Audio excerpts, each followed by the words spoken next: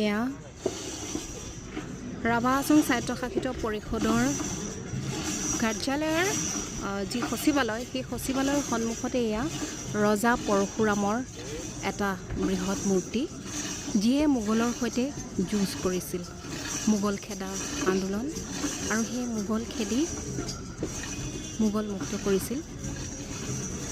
সেই পৰশুৰামৰ মূৰ্তি এনেধৰণে স্থাপন কৰা হৈছে দুধনৈত দেখুৱাইছোঁ ৰাভাৰ দুজন ৰজা আছে ৰজা পৰশুৰাম আৰু দদান ৰজা আজি মুখ্যমন্ত্ৰীও সেই কথা উল্লেখ কৰিছে যে দদান ৰজাৰো এটা বৃহৎ প্ৰতিমূৰ্তি নিৰ্মাণ কৰা হ'ব যিকোনো স্থানত সেই সন্দৰ্ভত তেওঁ বিশেষভাৱে কৈ গ'ল 2 দিনৰ ভিতৰতে তাৰে খবৰ দিব বুলিও ইতিমধ্যে মুখ্যমন্ত্ৰীগৰাকীয়ে জনাইছে এয়া ভাল খবৰ ৰাভা জাতিটোৰ বাবে এই যাব লাগিছিলে এইটোৰ এডাল লাগি গ'ল শান্তি পাইছে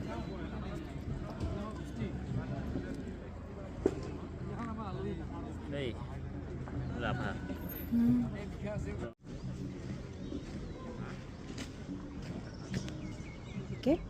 এয়া ৰজা পৰশুৰাম আমাৰ সৌৰ্য বীৰ্য ৰাভাসকলৰ সৌৰ্য বীৰ্য